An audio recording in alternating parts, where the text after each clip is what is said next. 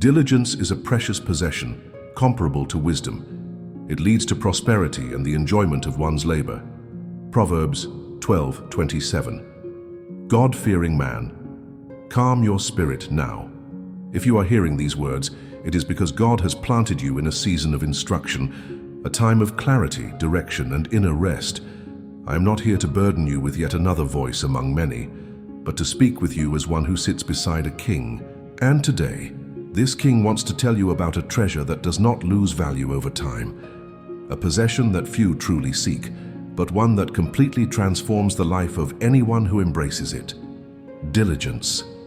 This is the principle that guides our encounter today. I want you to receive this word as a royal counsel, not merely because I was king over Israel, but because I was also a man and I learned, in building a kingdom, in caring for my household, and in the days of silence and solitude, that diligence is the key to prospering with balance, wisdom, and fear of the Lord. It is not loud, but it is constant. It is not flashy, but it is firm, and its reward is certain. The wise man knows this, and that is why he builds before the storm comes. So, wise man, listen carefully. This will not be an ordinary video. You are about to walk with me through words I wrote centuries ago, but that remain alive. We will open passages of scripture that were engraved in stone and soul. And between each verse, I will personally explain to you, just as I did with my counselors and sons, what each principle means. You will not merely hear, you will understand, apply, and prosper. Yes, prosper, with purpose, with structure, with balance. Before we go on, allow me to speak frankly. Do not be alarmed, but I will speak to you as if I were Solomon himself. And I will do so because it is the truest way to help you understand, feel, and live out the wisdom that the Spirit of God granted me. I want to teach you not only with concepts, but with presence. And that presence requires surrender. It requires inner silence. It requires humility. So now, I invite you. Close your eyes, incline your soul to the Lord, and pray with me. Lord, grant this God-fearing man a steadfast spirit. Give him focus to sow without distractions, understanding to reap in due time, and grace not to give up halfway. May he be diligent in all he does, faithful in all he begins, and strong to complete every work that you have placed in his hands. May your hand be upon his home, his work, his relationships, and his vision. In Jesus' name. If this prayer already burns in your heart, if this journey of wisdom is calling you to sit at the table, then do the following. Leave your like, subscribe to this channel, and stay with me. There are many riches to be revealed, and I want you to remain seated beside me, learning to live as a true wise man. Diligence in practice, from daily work to fruit that remains. I'd like to now read to you one of the first lessons I recorded about the importance of working with faithfulness and consistency. It's in the book of Proverbs, chapter 12, verse 11. He who works his land will have abundant food, but he who chases fantasies lacks judgment. What I meant here is simple, yet profound. The God-fearing man who dedicates himself to his craft, even if it seems small, reaps tangible results, while the one who lives off loose ideas and baseless projects gets lost in illusions. The land doesn't need to be vast, it just needs to be tended, with your own hands every day, without being distracted by mirages. Let's move on to another passage I wrote, now in Proverbs chapter 14, verse 23. All hard work brings a profit, but mere talk leads only to poverty. I wrote this because I saw many in my time, and also today, who talk a lot about what they're going to do, but never do it. They like to appear busy but don't produce. The wise man is the one who prefers to work in silence, reap in due time, and let the fruit speak for itself. Consistent labor, even if small in others' eyes, brings gain, while excessive words create distraction, weariness, and lack. Now let's go to Proverbs, chapter 18, verse 9. One who is slack in his work is brother to one who destroys. That comparison isn't an exaggeration, it's a warning. When a man neglects what is in his hands, he opens the door to waste, of time, of resources, of opportunities. Negligence is deceitful. It disguises itself as tiredness, distraction, excuses, but gradually it eats away at everything that could prosper. The wise man knows that every minute is a seed and that tomorrow is built with today's care. Wise man, now I want you to stop and reflect with me on a subtle mistake many make, even those who sincerely desire to prosper. It's the mistake of confusing being busy with being diligent. There are men who spend the whole day handling things, but build nothing that lasts. They're always running, replying, putting out fires, but not planting with purpose. That's not diligence. That's scatteredness in disguise. Diligence is focus with direction. It's knowing what needs to be done, when and why. That's why I recommend something practical. Divide your day into 3 blocks of focus. 1 to plan, 1 to execute, and 1 to review. It doesn't matter if you're an entrepreneur, a student, a father, or a freelancer. This division brings order to your labor. And still within this vision, I want you to think about your weekly goals. Yes, clear goals, with a beginning and an end. The God-fearing man doesn't wander aimlessly. He walks with purpose. Define what needs to be delivered, how many contacts you need to make, what needs to be produced, and within what time frame. Diligence is not just action. It's action with criteria, with measure, with consistency. Continuing this journey, let's talk about a truth that few have the courage to face. Dreaming does not make up for the absence of daily practice. It's no use having good ideas if they never leave the page. The wise man doesn't live off intentions. He lives off actions. Watch for the signs, postponing critical tasks, starting a lot and finishing little, always depending on inspiration to act. All of this reveals misalignment. Daily discipline, even without glamour, is what builds solid results. That's why here's a simple yet powerful tool, the sacred first hour. Dedicate the first cycle of your day, whether an hour or however long, to the most important task. Not the most urgent, but the most strategic. The one that brings you closer to your purpose. That moment, right after waking, sets the tone for the rest of your day. The God-fearing man plants early in the morning and reaps with joy in the evening. I'm going to move on now to other words I wrote, which reveal how diligence must be accompanied by preparation and wisdom. Let's now open to Ecclesiastes chapter 10, verse 10. If the axe is dull and its edge unsharpened, more strength is needed, but skill will bring success. I wrote this to show that it's not enough to just work hard. It's necessary to work smart. There are men who exhaust themselves and still remain stuck because they insist on using blunt tools, chaotic processes, ineffective habits. Wisdom is what sharpens the axe, and the diligent man knows that pausing to think before acting is not wasting time.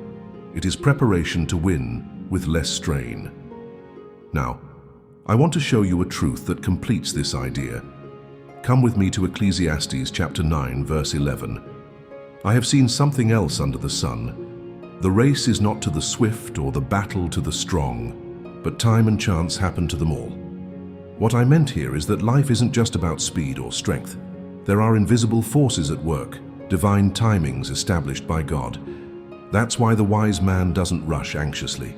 He builds with patience and consistency. He understands that there are seasons for everything, and that true success requires preparation to recognize and seize the right opportunities, without wasting energy trying to control what is beyond his reach. Let's go now to a passage where I speak about the danger of excuses and self-sabotage. Open with me to Proverbs chapter 26, verses 13 to 16. The sluggard says, "There's a lion on the road, a fierce lion roaming the streets." He turns on his bed like a door on its hinges. He thinks himself wiser than 7 men who answer discreetly. You see, I used strong, almost exaggerated language here to reveal how the mind of the lazy man manufactures reasons not to act. He exaggerates dangers, creates stories, and thinks himself smart for dodging effort. But what he doesn't realize is that these excuses are traps he sets for himself. The God-fearing man must silence those inner voices that sabotage his movement and do what must be done even when the environment isn't perfect. There's a verse my father David wrote that I deeply love. It's found in Psalm 90, verse 17. "May the favor of the Lord our God rest on us. establish the work of our hands for us. Yes, establish the work of our hands. What my father was saying here is that no matter how diligent we are, we still depend on the Lord's confirmation. The work is ours, but the establishment comes from Him. The wise man works as if everything depended on him, but prays and trusts as if everything depended on God. And it's in that balance that enduring prosperity is born. Now let's go back a few pages to the book of Deuteronomy, chapter 8, verses 11 to 18. Here, Moses warns the people, "Be careful that you do not forget the Lord, who brought you out of Egypt. For when you eat and are satisfied, and your fine houses grow beautiful, do not say to yourself, 'My own strength and the power of my hands have produced this wealth for me.' Remember, it is the Lord your God who gives you the ability to produce wealth." What does this teach us? That all prosperity is a covenant, not a personal merit. God gives us strength, intelligence, connections, strategies. But we must never forget the source of the blessing. The diligent man does not boast. He remains in humility and gratitude. I want to end this section with the story of a man who lived out diligence in times of both abundance and crisis. Joseph in Egypt. I'll read you passages from Genesis chapter 41 verses 46 to 49 and then 56 to 57. Joseph was 30 years old when he entered the service of Pharaoh. During the 7 years of abundance, he collected all the surplus, stored it in cities, until he stopped keeping records because it was beyond measure. When the famine spread over the whole country, there was food in Egypt, and the whole world came to Joseph to buy grain. Wise man, understand this. Joseph didn't act out of desperation. He planned when everything seemed stable. He was diligent in good times, and that's why he was ready for the hard times. That's the kind of wisdom that preserves purpose even in the middle of chaos. What I want to show you with all of this is simple but powerful. Sharpening the axe is worth more than swinging with brute force. Studying, reviewing processes, seeking counsel. All of this saves time, energy, and resources. The diligent man doesn't rush to appear productive.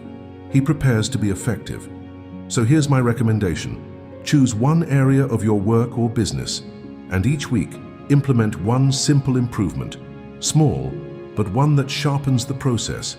In 90 days, the transformation will be visible, and your effort will produce more with less strain. But there's another point that must be addressed seriously. Many believe that effort alone solves everything, and that's simply not true. Diligence without direction leads to exhaustion, and without God it's a delusion. The God-fearing man understands that true prosperity comes from a combination: consistent effort, clear methods, and total dependence on the Lord. This is the triad that sustains long-term stability. So for this week, here is my counsel. Choose one critical goal that you need to complete, and one habit you can sharpen. Start there, and you will see doors open without noise, without haste, but with steady purpose and firm steps. Now, God-fearing man, I want you to take a deep breath and enter with me into a brief moment of communion. It's time to draw inward, even if just for a few seconds might, and allow the Spirit of God to speak directly to your heart. Close your eyes. Reflect. What in your life today needs to be closed with courage? What needs to be sharpened with wisdom? What area has been neglected, even if silently? Write a prayer request here in the comments, put your name, your city, and briefly share a challenge you are facing. And then choose another comment, read it attentively, and pray for that brother. This is a place of wise men helping one another, of God-fearing men who sow unity and reap peace. Here you are not alone. Let us move forward together. Diligence as purpose, sowing in the morning and in the evening. Now I want to read with you one of the deepest pieces of advice I left recorded about how to deal with time and purpose. It's in Ecclesiastes, chapter 11, verses 1 to 6. Cast your bread upon the waters, for after many days you will find it. Give portions to 7, yes to 8. For you do not know what disaster may come upon the land. Whoever watches the wind will not plant, and whoever looks at the clouds will not reap. Sow your seed in the morning, and at evening do not let your hand rest, for you do not know which will succeed, whether this or that, or whether both will do equally well. I wrote this because the wise man understands that time cannot be controlled, but it can be obeyed. And he who obeys the right time to plant reaps in abundance. The secret is not to freeze waiting for perfection. It is to act in faith and act again, even when no immediate results are seen. Let's go to Proverbs chapter 16, verse 26. The appetite of laborers works for them. Their hunger drives them on. When I wrote this, I wanted you to understand the following. The desire for a worthy future must be stronger than the comfort of the present. The God-fearing man doesn't wait to feel motivated. He has a purpose that drives him. And when the appetite is holy, not from vanity but from fulfilling his calling, it becomes strength, persistence, vigor. It is this hunger that gets you up in the morning and makes you sow, even without guarantees, because your spirit knows something greater awaits you. Let's move now to another teaching, Proverbs chapter 21, verse 20. In the house of the wise are stores of choice food and oil, but a foolish man devours all he has. This was one of the lessons I most observed in practice. The wise man stores and the fool wastes. And I'm not speaking only of money, but also of time, energy, relationships. True purpose expresses itself in daily stewardship. When you understand what God has entrusted to you, you protect, nurture, and prepare. The fool lives for the now. The wise man builds for tomorrow. That said, I want to invite you to reflect with me on a very common mistake among those who wish to walk with God. Many believe that waiting on God means not acting, and that is not true. Waiting on God means acting in His timing. It means sowing in the morning and in the evening, even without knowing which seed will prosper first. It means not stopping just because the harvest hasn't come yet. Faith is proven through consistency, not anxiety. And here's a practice that can change the way you live your days. Establish 2 daily seeds. Choose 2 fronts. For example, pray and act, study and produce, serve and prospect. Do this for 30 days, and you will see a surprising harvest, because heaven responds to the consistency of those who sow with reverence. And there is a mindset I want to share with you. I like to call it the wise man's 2 hands. One hand prays, the other works. One cries out to God. The other organizes the business. One seeks counsel. The other applies it. This balance protects from anxiety and generates cumulative progress. The God-fearing man understands that trusting in God is not passivity. It is preparation. It is prudence. It is having a primary source, but also a secondary project, a parallel seed, an expanded vision. Whoever acts this way suffers less with ups and downs and advances with peace and consistency. Now I want you to listen to something I wrote in the Song of Songs chapter 2, verses 10 through 13. Arise, my darling, my beautiful one, and come. For behold, the winter is past, the rain is over and gone. Flowers appear on the earth. The time of singing has come. The voice of the turtle dove is heard in our land. The fig tree forms its early fruit, and the blossoming vines spread their fragrance. What I taught here is not just about romantic love. It is also about the opportune time. The wise man perceives the seasons. He does not try to reap during winter, but he also does not sleep through spring. There is a moment when God says, "Arise," and he who hears that voice and responds will flourish. And finally, I want to read to you a psalm my father David wrote in a moment of waiting. Psalm 40, verses 1 through 3. I waited patiently for the Lord, and he turned to me and heard my cry. He lifted me out of the slimy pit, set my feet on a rock and gave me a firm place to stand. He put a new song in my mouth. This is a psalm about active patience, about trusting the Lord even when everything seems still. The God-fearing man knows that waiting is not standing still. It is staying firm, praying, doing good, preparing, and waiting for the Lord to lift him with a mighty hand at the appointed time. Let's continue, wise man. Now I want to show you how diligence requires daily vigilance, and how even small negligence can slowly cause a house to collapse. Let us now open Proverbs chapter 31, verses 13 to 17, and then verse 27.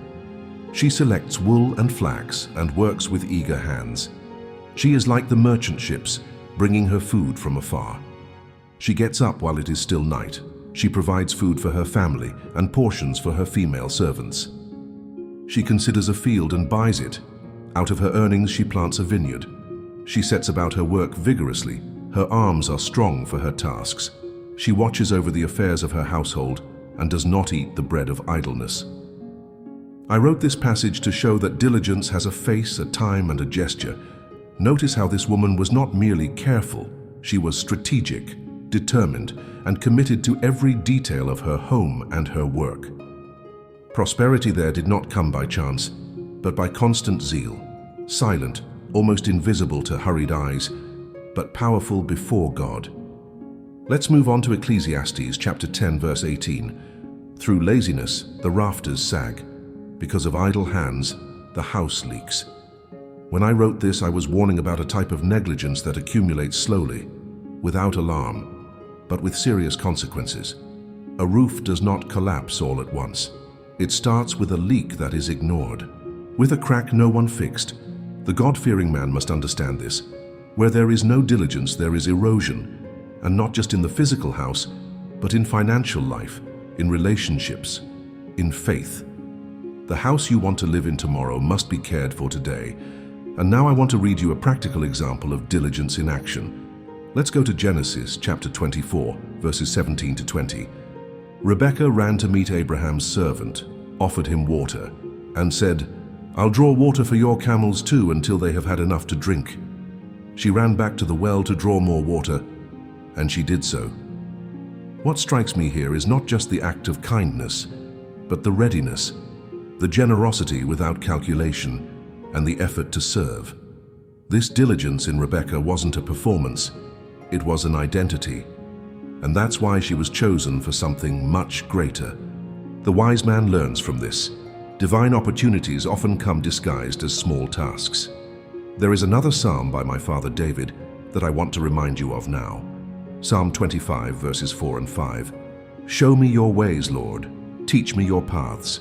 Guide me in your truth and teach me, for you are God, my Savior, and my hope is in you all day long." My father was saying here that even the most diligent man needs to be guided by God, because it's possible to move quickly in the wrong direction. True purpose is revealed when there is dependence, when the man prays before acting, and allows himself to be taught, directed, corrected.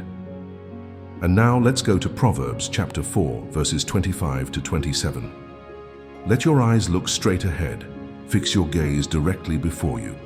Give careful thought to the paths for your feet and be steadfast in all your ways. Do not turn to the right or the left. Keep your foot from evil. Pay close attention. What I taught here is that focus is also diligence. It's not enough to move, that you must know where you're going. And more than that, some paths shine but don't build.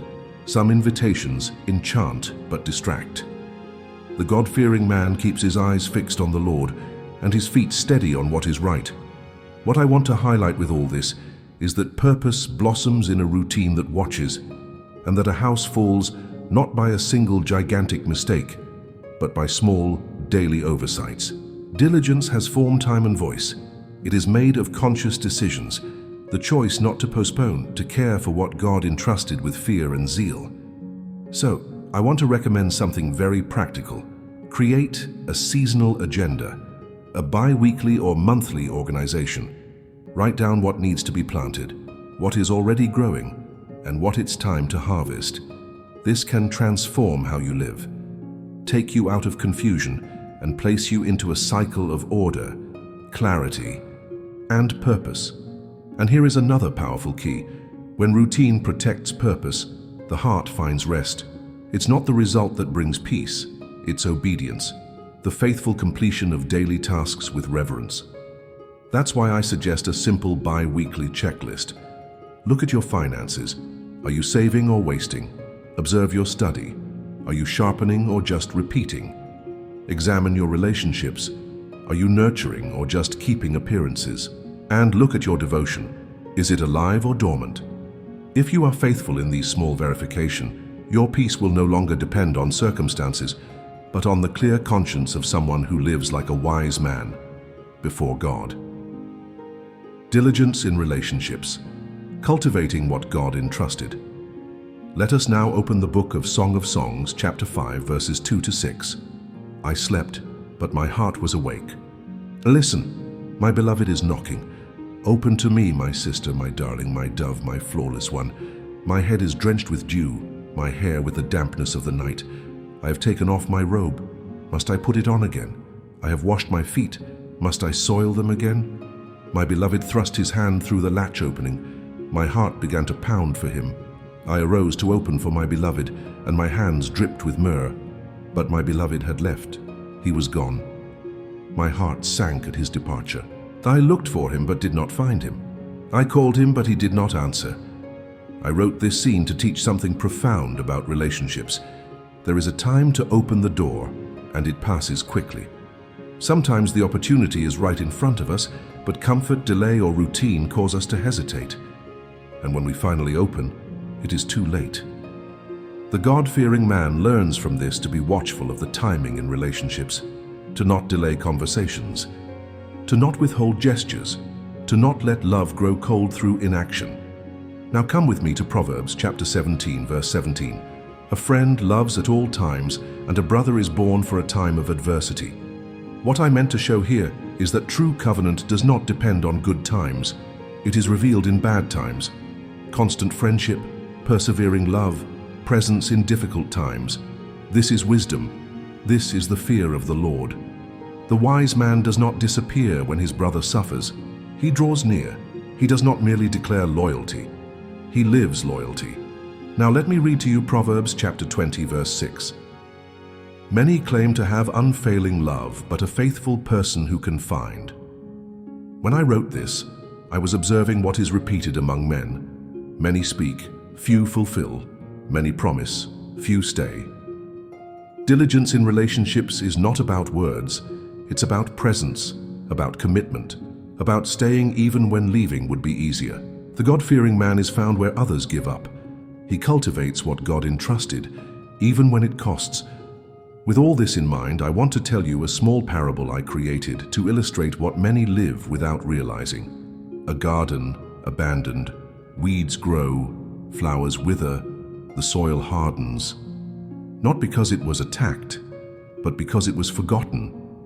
This is how relationships that lack diligent care die. They don't end with a great mistake. They end with small omissions, with silences that last too long, with gestures that never came. The wise man tends to them, not when there is crisis, but before it, because he understands that relationships are like vineyards, and those who visit the vineyards early reap sweet fruit. So I want to propose to you something simple and powerful, 2 gestures of care per week. Just 2, but consistent. One of attentive listening, where you stay silent to understand the other's heart, and one of concrete action, where you do something visible to bless that relationship. It could be with your spouse, your child, a friend, a brother in faith. The consistency of these small acts rebuilds homes, restores friendships, and strengthens covenants. And now I want to lead you to a practical reflection that might reveal whether you are truly nurturing or merely maintaining relationships. Answer sincerely. Have you been delaying important conversations? Have you promised your presence but not followed through? Have you been more reactive than proactive? The God-fearing man does not live by reaction. He acts with wisdom. He maintains relationships, like someone inspecting the city walls, like someone checking the foundations of a bridge. A good practice is to have a monthly schedule, where you record and evaluate. How is your communication with your spouse and with your children? How long has it been since you spoke to your spiritual mentor? This vigilance protects what God has entrusted to you and prevents time from destroying what love has built. Let us continue, wise man. Now I want to take you to another reading. One of the most beautiful metaphors I wrote to speak about zeal and readiness in caring for relationships. It is in Song of Songs, chapter 7, verses 11 to 13.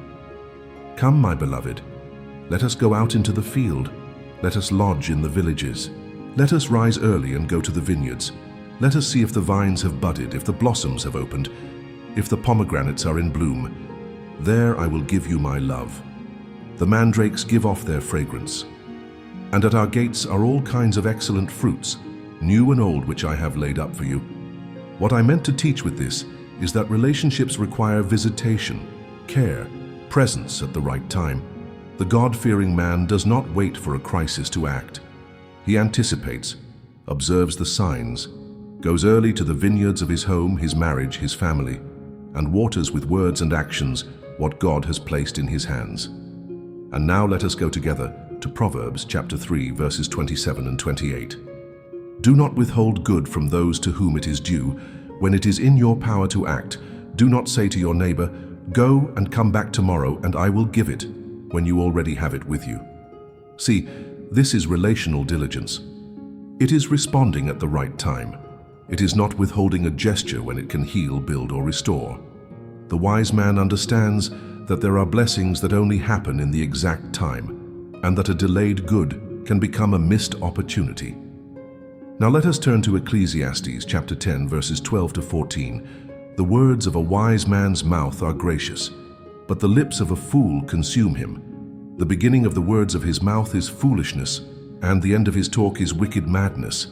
The fool multiplies words, though no man knows what is to be, and who can tell him what will happen after him. When I wrote this, I wanted to show the power of words. Words build or tear down. The mouth of the wise is a fountain of grace, but the fool's is a flood of confusion. The God-fearing man guards his tongue, because he knows that every phrase can sow peace or generate division. Now I want to remind you of something my father David wrote in Psalm 34, verses 12 to 14. Who is the man who desires life, who wants long days to see good? Keep your tongue from evil, and your lips from speaking deceit. Turn from evil and do good. Seek peace and pursue it. My father was teaching that living in peace and enjoying life requires control of the tongue, turning away from evil, and actively doing good. This is wisdom applied to relationships, to coexistence, to daily life. And finally, let us go to Proverbs chapter 31, verse 26.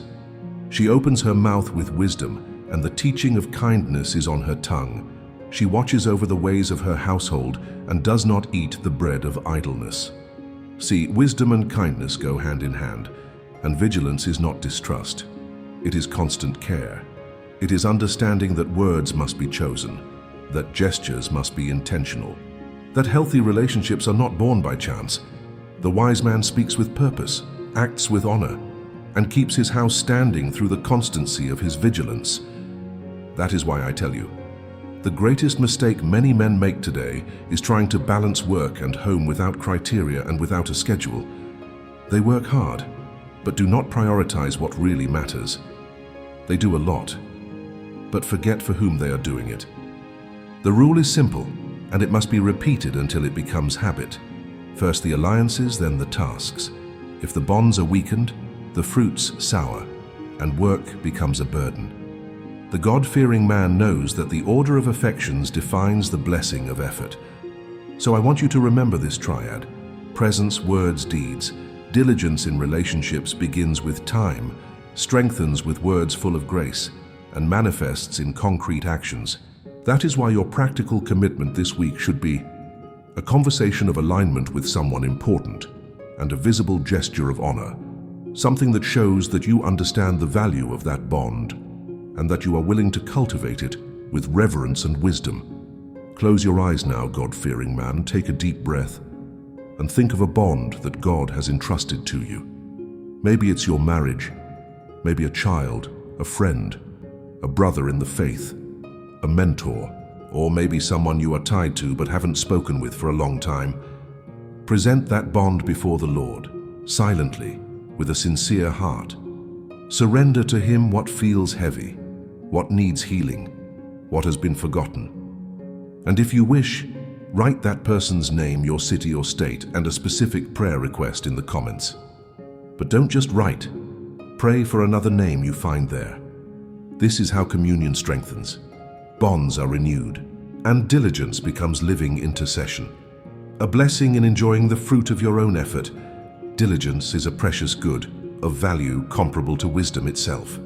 It doesn't just open doors, it sustains the blessings that the Lord releases. When I wrote in Proverbs 12:27 that the diligent man enjoys his precious possession, I was revealing that there's a kind of prosperity only tasted by those who not only pursue it, but persevere. Those who understand that working is a blessing, that sowing is a privilege, and that reaping with your own hands is a sign of God's grace. Wise man. Let us now recap the 3 spheres of diligence that I have shared with you, so that you may engrave them in your hearts and apply them faithfully. In practice, diligence is the consistency of doing what must be done, even when there's no applause, even when everything seems slow. It is sharpening the axe before swinging it, starting the day with what matters, establishing weekly goals, and reviewing your path, one step at a time.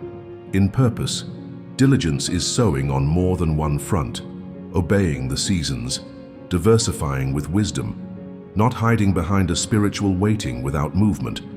It's about keeping the rhythm and guarding the house from a falling roof. It's knowing that whoever sows in the morning and in the evening will reap in due time. And in relationships, diligence is visiting the vineyards early, speaking with kindness, acting with honor, caring for bonds as if they were gardens entrusted by God, not delaying gestures, not wasting words. It is watching over the house before the crack appears. It is prioritizing alliances over tasks so that the fruit doesn't turn sour. So I tell you, choose today one step of diligence, one in your work, one in your purpose, and one in your relationships, and fulfill them before the Lord without haste, but with consistency, because the prosperity that remains is born when the wise man not only hears, but puts into practice what he has heard.